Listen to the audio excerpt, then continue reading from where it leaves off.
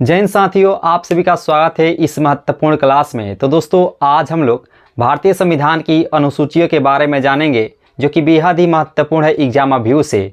तो आप सभी अंत तक जोर देखने का प्रयास कीजिएगा, क्योंकि ये जो सेशन है बेहद ही महत्वपूर्ण होने वाली है। तो सबसे पहले यहाँ पे लिखा है प्रथम अनुसूचियाँ। तो प्रथम अनुसूची में क्या किया गया है कि भारत राज्य और केंद्र शासित प्रदेश का इसमें वर्णन किया गया है। इसमें जो है प्रथम अनुसूची में ये कहा गया है कि आप न्यू राज्य भी बना सकते हैं और इसे हटा भी सकते हैं। केंद्र शासित प्रदेश को आप बना भी सकते हैं और इसे हटा भी सकते हैं। जो जीता जागता उदाहरण है वह जम्मू कश्मीर को ही ले लीजिए। पहले वो हमारे देश के वह राज्य हुआ करता था, लेकिन अब उसे यूटी में शामिल कर दिया गया है, यानी कि केंद्र शासित प्रदेश में उसे शामिल कर दिया गया है।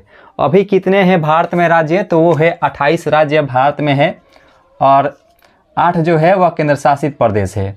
तो हम लोग प्रथम अनुसूची को जान ही चुके हैं कि प्रथम में क्या क्या है, भारत राज्य और केंद्र शासित प्रदेश का इसमें वर्णन किया गया है। ठीक है, और यहाँ पे है द्वितीय और तृतीय। द्वितीय तृतीय को एक में रखेंगे, क्योंकि इसमें क्या है, मान लीजिए कोई व्यक्ति आपको जो है नौकरी पर लगवाता है, तो आप सबसे पहले उसे पूछेंगे कि हमारा वेतन कितना होगा, या उसे पूछेंगे कि हम कितने रुपए पर जाएंगे। जैसे नहीं, हमारे गांव में क्या होता है कि कोई अगर विदेश जाता है तो सबसे पहले पूछता है कि वो हमको कितना रुपया देगा तो ही हम विदेश जाएंगे।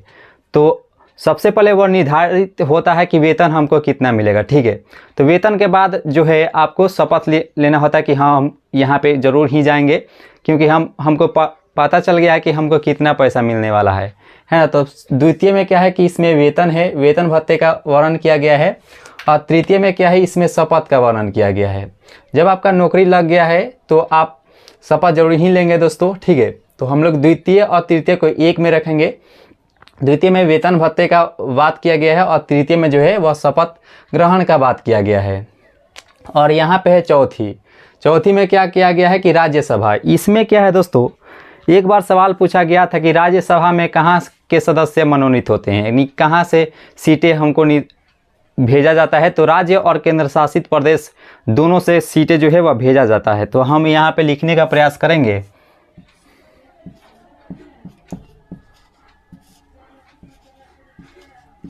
राज्य एवं केंद्र शासित प्रदेश,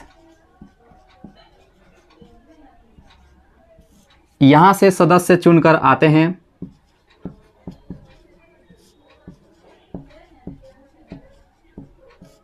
या इसे ये पता चलता है कि सीटों का तय करना होता है।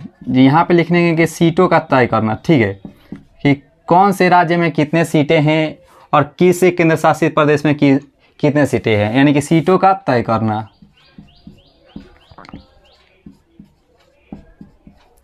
तो हम लोग जो है प्रथम और चौथे को एक में रखेंगे और द्वितीय और तृतीय को एक में रखेंगे। ठीक है, तो यहाँ पे हम लोग प्रथम को भी जान चुके हैं, द्वितीय को भी जान चुके हैं और तृतीय को भी जान चुके हैं और चौथी को भी जान चुके हैं। प्रथम में भारत राज्य और केंद्र शासित प्रदेश हो जाएगा, द्वितीय में वेतन भत्ते हो जाएगा, तृतीय में शपथ ग्रहण हो जाएगा और चौथी में राज्यसभा की बात किया गया है। जैसे दो सभाएं होती हैं, एक होता है विधानसभा और एक होता है राज्यसभा। तो चौथी अनुसूची में राज्यसभा का ही बात किया गया है दोस्तों। ठीक है, और यहाँ पे है पांचवी पे अनुसूचित जाति और अनुसूचित जनजाति का प्रशासन। इसमें जो है इसी का वर्णन किया गया है, अनुसूचित जाति और अनुसूचित जनजाति का प्रशासन। ठीक है, और छठी में विशेष जनजातियाँ। और पांचवी और छठी को जो है हम लोग एक ग्रुप में रखेंगे। ठीक है, एक ग्रुप में क्यों रखेंगे, क्योंकि एक बार जो है यूपीएससी के द्वारा एक सवाल पूछा गया था कि भारतीय अनुसूचियों में किस अनुसूची में जनजातियों का वर्णन किया गया है, यानी कि दो ऐसी अनुसूचियां बताएं जिसमें जो है जनजातियों का वर्णन किया गया है। तो हम लोग उसमें आंसर था पांचवी और छठी दोनों में जो है वह जनजातियों का वर्णन किया गया है। तो हम लोग पांचवी और छठी को जो है हम लोग एक बार याद करेंगे कि अनुसूचित जनजाति और जाति का जो प्रशासन जो है पांचवी में है और छठी में विशेष जनजातियों का ही इसमें वर्णन किया गया है। इसमें विशेष जनजातियाँ कौन कौन सी आती है? इसमें 4 विशेष जनजातियाँ आती है दोस्तों। एक होता है असम की, एक होता है मेघालय, एक होता है त्रिपुरा और एक होता है मिजोरम।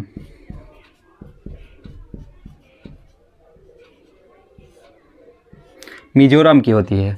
कई बार दोस्तों सवाल भी पूछ लिया जाता है कि कौन सी जनजातियों को जो है वह विशेष दर्जा दिया गया है, ठीक है। तो हम लोग को ऑप्शन में तो ये तीनों तो रहता ही है, लेकिन क्या होता है वहाँ पे एक दिया जाता है, मेघालय और मिजोरम को छोड़कर एक दिया जाता है, मणिपुर दे दिया जाता है, मणिपुर। तो हम लोग मणिपुर को इसमें विशेष जनजातियों का दर्जा नहीं दिया गया है, इसको गलत कर देंगे, क्योंकि इसमें विशेष जनजातियों का वर्णन असम, मेघालय, त्रिपुरा और मिजोरम को ही दिया गया है। तो उम्मीद करते हैं यहाँ तक आपको पूर्णतः समझ में आ गया होगा। तो और है यहाँ पे 7वीं अनुसूची। 7वीं अनुसूची में ये कहा गया है कि इसमें सूचियों का वर्णन किया गया है, संघ सूची, राज्य सूची और समवर्ती सूची। इसमें सूचियों का वर्णन किया गया है और 8वीं में जो है वह भाषा का वर्णन किया गया है, ठीक है। इसमें भाषा का वर्णन किया है, इसमें हम लोग जानने का प्रयास करेंगे दोस्तों। देखिए 7वीं अनुसूची में ये जानने का प्रयास करेंगे, इसमें जो है विषयों का संख्या पूछा जाता है कि संघ सूची में कितने विषय होते हैं, राज्य सूची में कितने विषय होते हैं और समवर्ती सूची में कितने। ये तो समवर्ती सूची हम जानते हैं कि ऑस्ट्रेलिया से लिया गया है, ठीक है, ऑस्ट्रेलिया से लिया गया है समवर्ती सूची। इसमें विषयों की संख्या यहाँ पे लिखने का प्रयास करेंगे।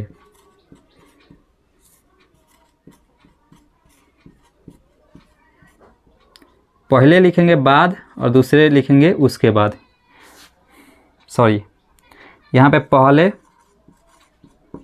और बाद में विषयों की संख्या।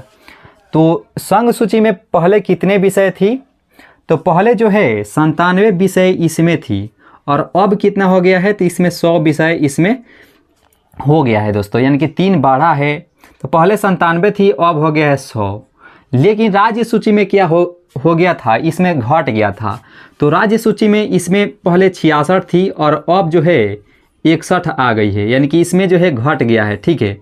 राज्य सूची में विषयों की जो संख्या वह घट गई है, पहले 66 थी अब 61 हो गई है।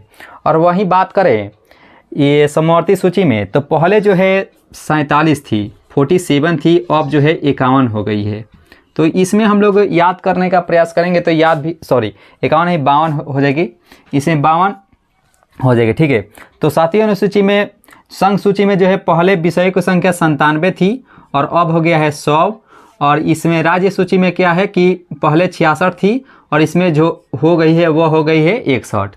और यहाँ पे समवर्ती सूची में विषय की संख्या पहले 47 थी और इसमें हो गई है 52, यानी कि समवर्ती सूची और संघ सूची में विषय की संख्या बढ़ा है, लेकिन राज्य सूची में जो है वह घट गया है, ठीक है।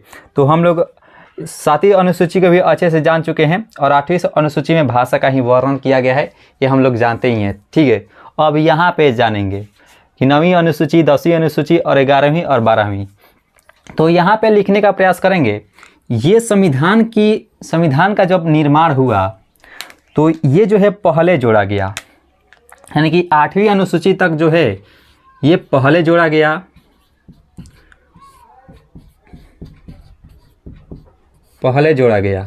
ये 8वीं अनुसूची तक जो है वह संविधान में पहले जोड़ा गया। लेकिन संविधान जब संशोधन हुआ उसके बाद जो है 4 अनुसूचियों को संशोधित करके बनाया गया, 9वीं अनुसूची, 10वीं अनुसूची और 12वीं अनुसूची। तो यहाँ पे लिखेंगे बाद में जोड़ा गया,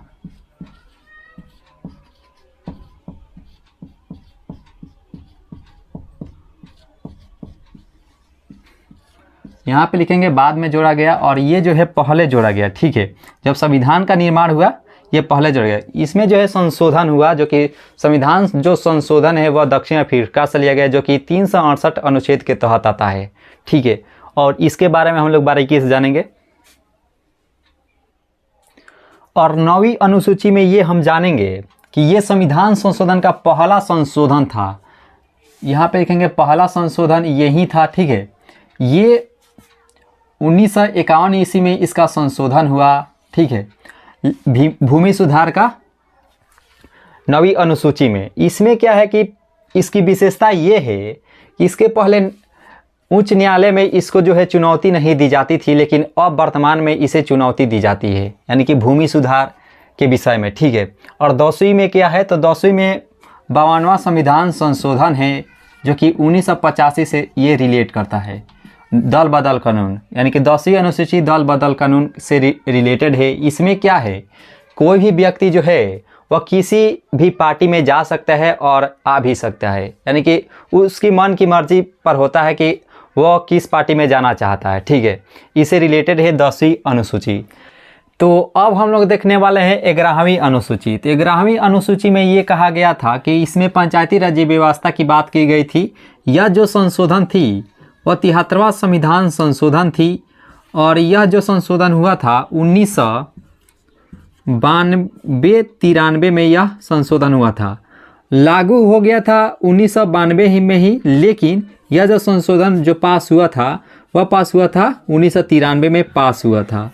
तो यहाँ तक आपको समझ में आ गया होगा। और इसमें एक प्रकार के क्वेश्चन पूछ दिया जाता है खासकर एग्जाम में, ये 11वीं अनुसूची में विषयों की संख्या कितनी है या इसके कार्य क्षेत्र कितने होते हैं। तो इसमें जो कार्य क्षेत्र होते हैं वह होते हैं 29 कार्य क्षेत्र होते हैं। और 29 कार्य क्षेत्र याद करने के लिए क्या है, तो हम लोग 2 + 9 जोड़ देंगे तो ये 11वीं अनुसूची से रिलेट करता है। तो हम लोग 29 को हम लोग ऐसे ही याद कर सकते हैं, 2 + 9 = 11। 11वीं अनुसूची के ये अंतर्गत आता है 29 कार्य क्षेत्र या 29 विषय का इसमें वर्णन किया गया है। तो इस प्रकार से हम लोग दोस्तों याद कर सकते हैं, ठीक है। यहाँ तक आपको समझ में आ गया होगा। ये 2 + 9 इसमें कार्य क्षेत्र होते हैं। अब 12वीं अनुसूची जो आती है इसमें जो है नगर प्रशासन का बात किया गया है। नगर प्रशासन का बात किया गया है तो ये जो रिलेट करता है, ये जो संविधान संशोधन हुआ था वह हुआ था 74वां संविधान संशोधन हुआ था। और यह जो संशोधन हुआ था ये भी 1992-93 के तहत ये भी जो है संशोधन हुआ था। इसमें जो है विषयों की संख्या यानी कि कार्य क्षेत्र कितने होते हैं, तो इसमें कार्य क्षेत्र 18 होते हैं। ये याद रखिएगा दोस्तों। 11वीं अनुसूची में कार्य क्षेत्र यानी कि विषय की संख्या 29 थी और इसमें जो है कार्य क्षेत्र की संख्या जो है वह 18 थी। तो इस प्रकार से हम लोग सभी अनुसूचियों को हम लोग बारीकी से जान चुके हैं और आपको जो है याद भी हो गया होगा कि प्रथम अनुसूची में भारत राज्य और केंद्र शासित प्रदेश का वर्णन किया गया है। इसमें राज्य अभी के समय वर्तमान में 28 राज्य है और 8 केंद्र शासित प्रदेश हैं। द्वितीय में वेतन भत्ते हो जाएगा, तृतीय में शपथ ग्रहण हो जाएगा शपथ, और चौथी में राज्यसभा। द्वितीय तृतीय को हम लोग एक बार याद करेंगे वेतन भत्ते, और प्रथम और चौथे को एक बार में याद करेंगे, और 5वीं और 6ठी को अनुसूचित यानी कि एक बार में याद करेंगे। 5वीं में अनुसूचित जनजाति का प्रशासन हो जाएगा, और 6ठी में विशेष जनजातियों का वर्णन किया है जिसमें 4 जनजातियाँ हैं, और इसमें जनजातियों के रूप में असम, मेघालय, त्रिपुरा और मिजोरम हो जाएगा। और 7वीं और 8वीं के एक बार याद करेंगे। इसमें संघ सूची, राज्य सूची और समवर्ती सूची है। 7वीं अनुसूची में विषयों की संख्या पहले क्या थी और बाद में क्या हो गई, तो संघ सूची में विषयों की संख्या पहले 97 थी, अब हो गई है 100 यानी कि बढ़ गई है। और राज्य सूची में इकलौता राज्य सूची है, इसमें जो है विषयों की संख्या घट गई थी दोस्तों।